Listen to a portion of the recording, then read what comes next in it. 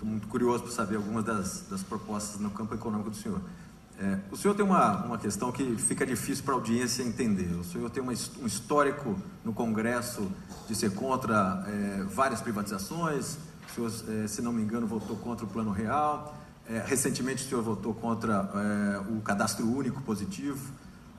O senhor, quando faz referência ao processo de desenvolvimento do Brasil, sempre se refere ao período militar, que o senhor deve saber que foi o período que mais criou estatais no país, né? Então não tem nada a ver com o discurso, e aí que vem a minha pergunta, não tem nada a ver com o discurso que o senhor faz, em particular vinculado ao Paulo Guedes, que a gente conhece, assessorou lá a equipe econômica do Pinochet, foi um extremo liberal, é o oposto, exatamente o oposto do que foi o regime militar brasileiro, talvez 180 graus do que foi o regime militar brasileiro, do ponto de vista econômico, sendo que o resultado foram os opostos, né? Aqui o regime militar brasileiro, que o senhor toda hora cita, entregou o país com uma hiperinflação, com um problema fiscal cavalar e com uma participação do Estado na economia, talvez a maior da história do Brasil, né? É no período democrático que a gente tentou corrigir a superinflação, corrigir a questão de fiscal e de alguma maneira implementar alguns projetos que têm a ver com desenvolvimento mais sustentável. Como é que o senhor explica essa contradição? O histórico do senhor e as referências no discurso são muito estatista, muito anti-reforma, muito anti qualquer tipo de liberalização do processo econômico, e aí o senhor vem e fala que o seu principal assessor econômico é o Guedes, que é um ultraliberal que defende inclusive a privatização da Petrobras. O senhor precisaria se posicionar. Nesse caso recente da greve dos caminhoneiros, que foi parte greve e parte lockout, o senhor acabou apoiando essa greve, esse movimento. E aí resultou num tabelamento de preços, subsídio ao diesel e, simultaneamente, nós tivemos um problema de concorrência vinculado a esse modelo de tabelamento. O senhor poderia explicar um pouco melhor a visão, senhor? Sem problema nenhum. Primeiro que o ser humano evolui. Você não está se referindo, com todo respeito, a um troglodita. Plano Real, votei contra, sim. Lá naquela época, em 94, a inflação de janeiro e fevereiro de 94 foi expurgada apenas para os militares das Forças Armadas. Sou capitão do Exército, tentei negociar com a equipe econômica o mesmo tratamento para os servidores públicos, não consegui, votei contra. O que eu podia fazer? Questão do cadastro único, não temos qualquer garantia do sigilo dos cadastrados, zero. E até falei lá, por que não bota? O pessoal faz emenda na perna, faz emenda e bota aí, que é o voto favorável. Vou mandar o MP depois. Não mandaram ainda. Quanto a estatizantes, eu queria saber, em 70, se não fosse estatal, né, quem faria Itaipu Binacional? Responda isso. Quem faria se não fosse o governo federal? Agora, tire as obras de infraestrutura do período militar e veja o que sobra do Brasil. Não sobra nada do Brasil. Me aponte uma grande obra do Sarney para cá. Não defendo estatizações agora, não. Questão de Pinochet. Bem, se for falar em política, lá tinha 30 mil cubanos quando ele entrou. E foi feita uma política econômica diferente do que está aqui, tanto é que deu certo. E muitos economistas que temos no Brasil hoje participaram, naquela época, né, da política econômica de Pinochet. Caminhoneiro, eu acompanho há 2 anos. O governo não tem órgão de inteligência. Acabei de falar, a inteligência do governo é cubana e venezuelana. Acabei de falar isso aí.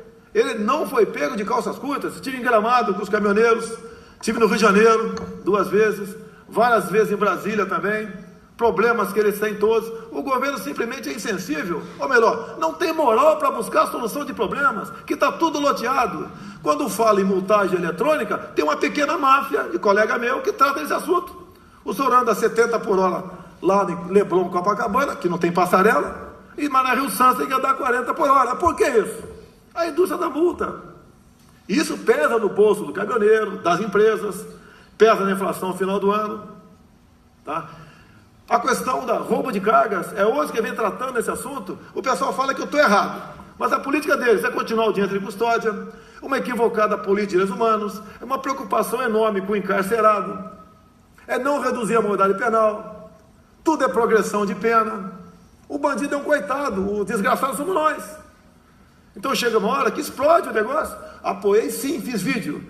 4, 5 dias depois fiz um outro vídeo, e sempre falando em não obstruir rodovias. Eles não fizeram.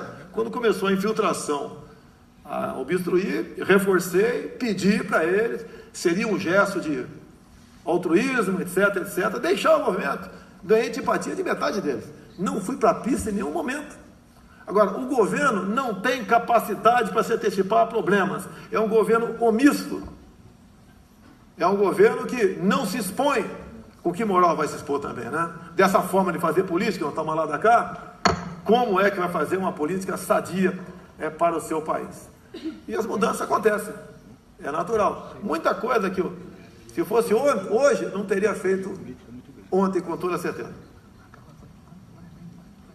Deixa eu pegar, então, o último minuto aqui e voltar para um ponto que também acho que é uma questão permanente sobre a sua candidatura, deputado, que é a questão da governabilidade. O senhor se referiu aí a montar uma bancada, talvez ad hoc, né, a posterior a tomar posse. Mas a gente precisa lembrar, talvez, cara, um pouco o histórico, vou ser bem rápido. O histórico do senhor foi aprovar, ao longo dos 24 anos, 1 ou 2 projetos, o senhor nunca liderou uma comissão, relatou um projeto importante. Como é que de uma hora para outra o senhor, que em 24 anos não conseguiu montar uma coalizão mínima, conseguiria no dia 1º de janeiro? A pergunta é complexa, já imagina. Não sabe como é que são escolhidos os líderes de partido, vice-líderes e presidentes de comissões? É a maneira como é escolhido. Se eu tivesse participado dessa coalizão toda, talvez tivesse preso uma hora dessa. Essa é a forma de fazer política.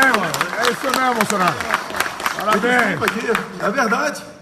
Falam sobre violência no Rio, o cara não fez nada. Se eu tivesse feito algo com o Cabral, estaria jogando dominó com ele em Bangu. Que a maneira de fazer política atualmente é essa. Essa é a verdade que o povo brasileiro não está acostumado a ouvi-la. Faltam 30 segundos. Faltam 30 segundos. Posso elogiar o William Vac de novo? Se for em tom de piada, eu adoro. Mas nós perdemos, né, pelo politicamente correto, esse espírito de brincar. Não pode brincar por mais nada praticamente. E eu exagero de vez em quando nas brincadeiras, por isso sou réu no Supremo Tribunal Federal. Mas a gente vai mudar o Brasil se Deus quiser. Muito obrigado. Muito bem. Parabéns, Bolsonaro. Sua boca.